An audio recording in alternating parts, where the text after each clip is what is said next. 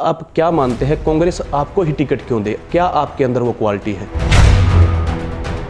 जो और बड़ी बड़ी रैलियां कर रहे हैं, दावे ठोक रहे हैं, नेता हैं आपके हलके में चल रहा है, तो उनको कैसे पटखनी देंगे? क्या ऐसा मास्टर प्लान आपने तैयार किया है?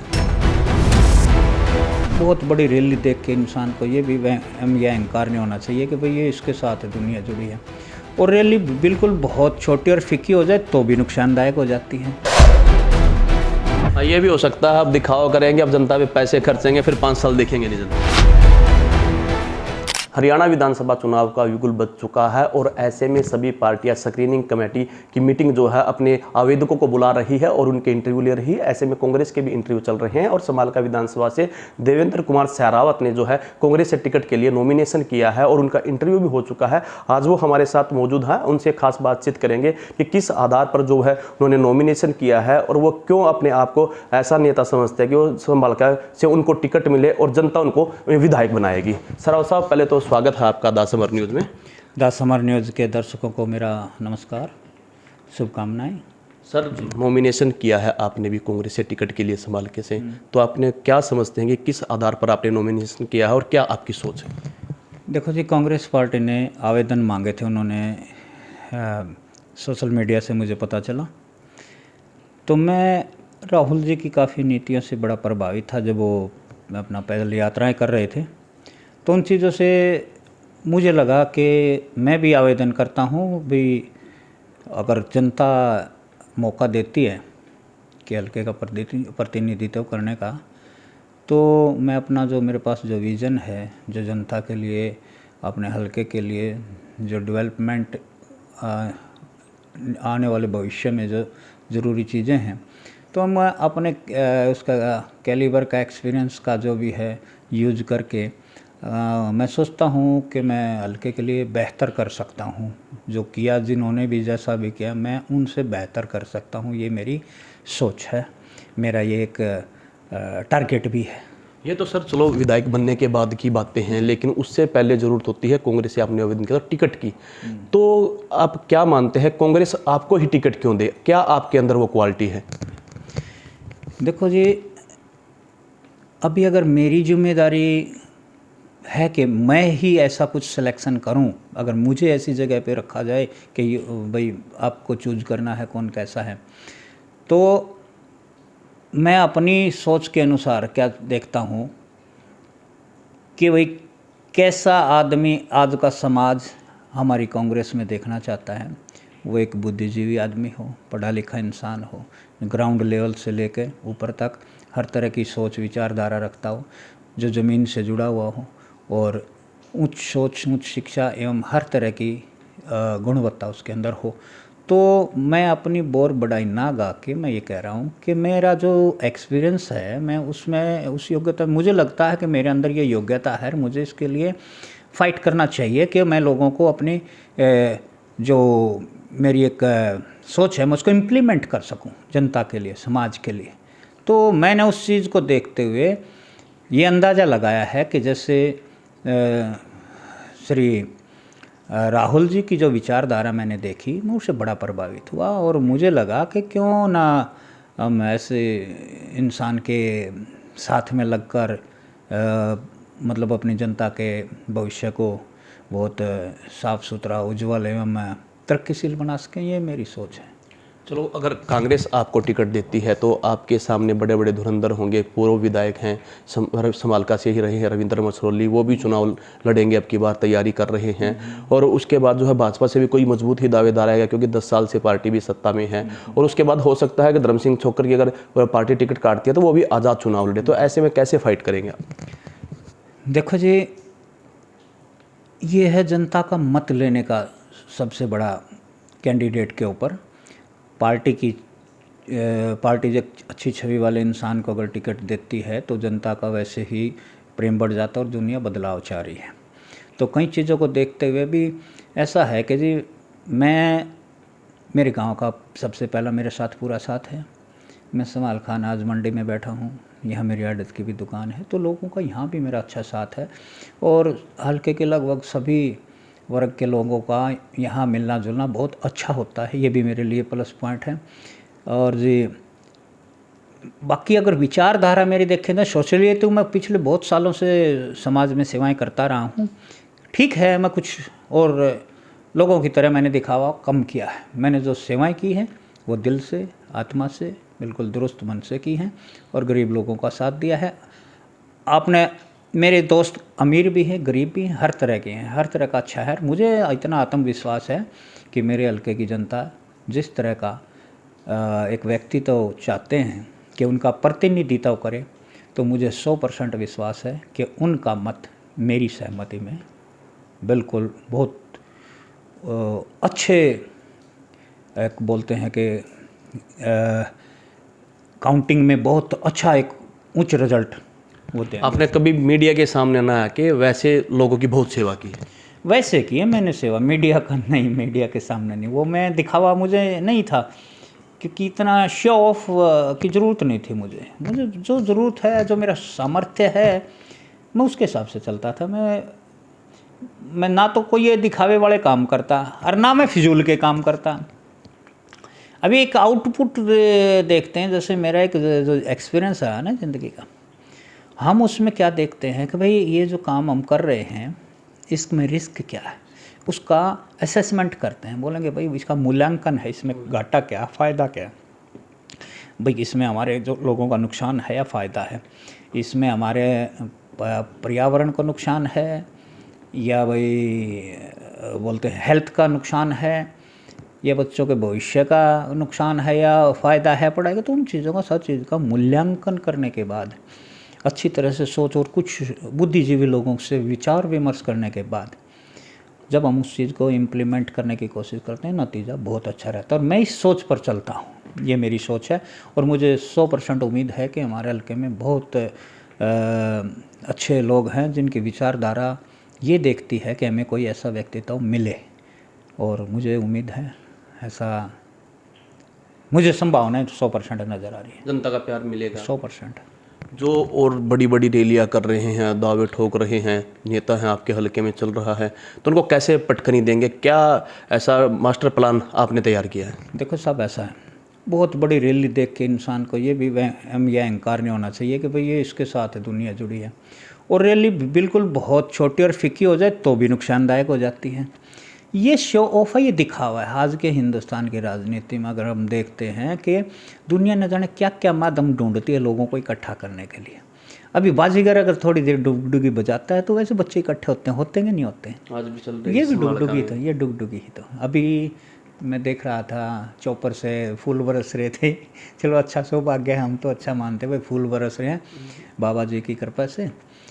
तो एक तो होता है राजनीति करना, एक राज के ऊपर चलना, उसकी नीति पे काम करना। एक दूसरा है कि जनता को यूँ दिखाना कि भाई अभी जो पैसे का ये दिखा रहे हैं, ये कोई तरक्की थोड़ा ही है कि आने वाले भविष्य में का आप इससे अंदाज़ा लगा सकते हो कि दट ही ये बहुत अच्छा करेगा, ये दट ही वो मतलब कि यही जो अब कर रहे हैं यही बाद में होगा, ऐसा थोड़ा ही होता है। ये भी हो सकता है आप दिखावा करेंगे, अब जनता पे पैसे खर्चेंगे, फिर 5 साल देखेंगे नहीं जनता। अभी आप नेट पे देखते हो, देखोगे वाह कितना अच्छा जूता है, कितना अच्छा कपड़ा है, जब सामने आपके आता है ना बाद में जब आप पैकिंग खोलते हो तो क्या नज़र आता है?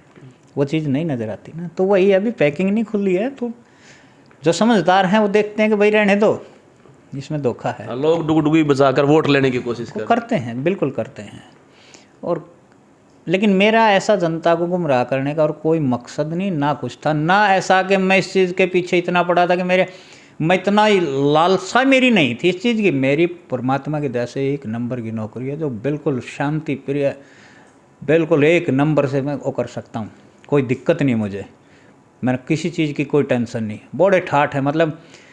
लेकिन एक मैं आप सच्ची बोलूँ तो मतलब मैं वाइट की सैलरी लेता हूँ इतनी कि जैसे बहुत बड़े एम्स के विचार डायरेक्टर बराबर में हो। लेकिन मुझे यूँ थोड़ा है कि मैं इधर किसी उस मकसद से आ रहा हूँ राजनीति में, ऐसा मेरा कोई मकसद नहीं। जनता की सेवा के लिए हम चाहते हैं कि ज़िंदगी में आए हैं तो देखें कुछ कर रहे हैं, कुछ इम्प्लीमेंट हो हमारी सोच विचारधारा, हम तो उसलिए हैं।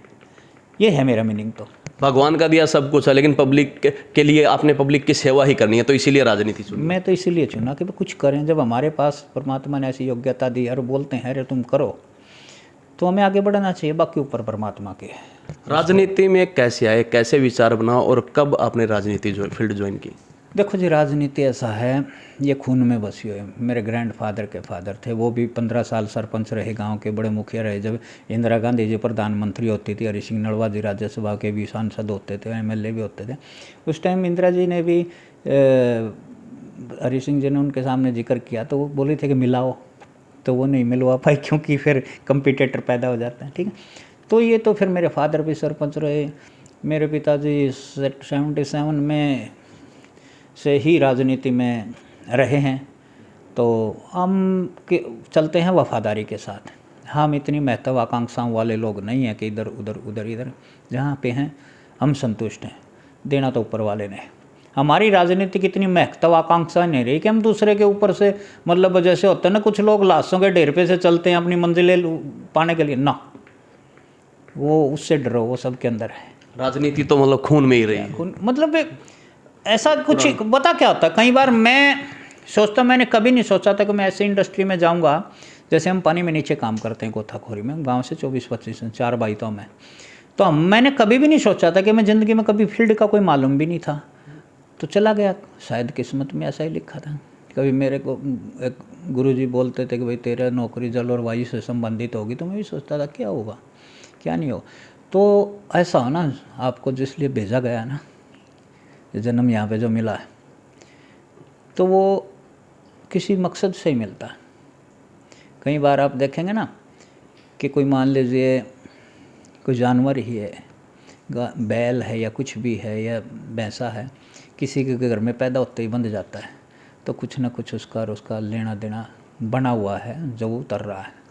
तो हमारे ज़्यादा सोचने से कुछ होता भी नहीं है, पार्टी ऊपर वाले की मर्जी से ही हर पत्ता हिलता है। पार्टी अगर आप पे विश्वास जताती है, आपको टिकट देती है और समालका की जनता भी मान लो आपको आशीर्वाद दे देती है, तो पहला काम DK सहरावत का क्या होगा जनता के लिए? पहला ऐसा क्या काम करेंगे? देखो जी, सबसे पहले क्या ना, जो समालखा शहर से शुरू करता हम पहले। समालखा में जब भी बारिश होती है, कुछ भी होता है ना, हम देखेंगे फ्लाईओवर के आसपास से पानी भर जाता है। निकासी की यहाँ बड़ी समस्याएं, कुछ व्यवस्था की हुई है, लेकिन उन व्यवस्थाओं से सारा काम नहीं बन रहा। मैं ये नहीं कहूँगा किसी ने कुछ नहीं किया, हाँ कोशिशें की हैं, बिल्कुल है, लेकिन वो आज के हिसाब से देखें अभी इस वक्त में सक्सेसफुल नहीं नज़र आ रही हैं। एक तो उस पर ध्यान दिया जाए। देखो वैसे जब बरसात से ऊपर से पानी गिरता है, उसकी कोई आप ये नहीं कह सकते कि भाई सारा का सारा हमने सीवरेज उनमें से चला जाएगा, क्योंकि क्वांटिटी पे निर्भर करता है। हाँ, थोड़ा टाइम भी लग सकता है, लेकिन हम जब छुटपुट चीज़ें भी देखते हैं ना कि भाई सड़कों का पानी सड़कों पे आ रहा है, लोगों का वो व्यवस्था ठीक नहीं है, उनको सुचारू किया जाए।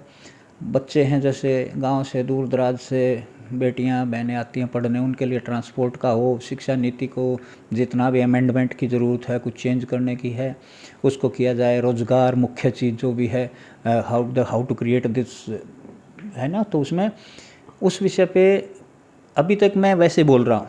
अगर जब कभी ऐसा मौका मिलता है, जब आप बैठते हो ऐसे पद पे, तो आपको अपनी बात रख के और इम्प्लीमेंट कराने की आपके अंदर ताकत होती है, क्योंकि आप ऐसे विधानसभा में एक उस राज दरबार के एक दरबारी हो जाते हो।